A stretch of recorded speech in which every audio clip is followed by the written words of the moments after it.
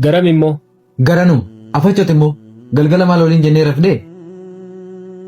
Maal waliin jenne? Ganama yeroo kaatuna kaasii iddoon deemuun qaba siin hin jenne? Yeroo meeqa si waamnan xinnoon rafaa na dhiisinaan hin jenne ati? Uff yericha riban quubne bar kanaafi. Kanaafuu balleessaan na bira otoo hin taane si bira jira jechuudha. Ani kanan jedhu sila dadhabduu yati yeroo hunda barii lafaa kaatee kan hojii deemtu. Maafan hin dadhabu nan dadhaba malee. Guyyaa tokkollee dadhabee yeroo naan jettu dhaga'ee hin beeku. Dadhabbii kootoon sitti mees furmaata akka hin arganne waan hin beekuuf hin callisee. Maal jechuudha?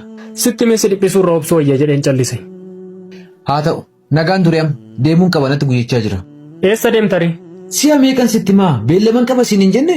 Shamarran harka qabatanii mana bunaarra naanna'uu san akka dhiistu waadaanaaf galtee turte. Anis waadaa koo nyaanne. Ishoo amma eessaaf si kaasere? Hiriyyaan koo hojii nagar qartanaan jedhe siin hin jenne?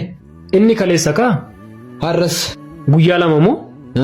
Lakki kun hiriyyaa kosa biraadha. Guyyumaan hojii hiriyoota keetii hojjechuun kun hin ulfaatu garuu. Maaliif? Isaan yeroo si gargaaran argeen beeku. Atoo kan kee yoom hojjetta? Inaaffaadha moo maa inni haasaan akkasii? Hiriyummaan ansiif qabus inaaffaaf waan naaf feeruu miti. Hariiroo nuti wajjin hin qabnu immoo naa gadi waan beektu hin qabu. Nan beeka hiriyoonni kee qarshii gaarii qabu. Waan gaarii si nyaachisu waan gaarii si obaasu. Kana jechuun gaafa hojii isaanii. Garuu immoo guyyaa isaan akka hiriyaa isaanii gammachuu isaanii si wajjin qooddatan argeen beeku. Obsi arguuf jirta. Dhiis arguun barbaadu. Nan beeka waan ta'eef. Maal beekta? Ilaa kenna. Muuxannoon ofii qaburraa kaaseen sitti maana dhagaye. Anis yeroo wayiitti hiriyoota akkasii baay'een qaba ture. Yeroo fi bakka barbaadanitti waamanii na ergatu. Waa'ee jireenya koof tasuma hin dhiphatan.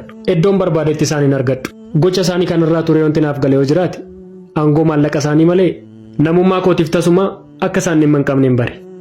Amma hiriyoonni koo akka hiriyoota kee ta'u jettee kanatti maa jirta taanaan dogongorteetta. Lakkin dogoggorre.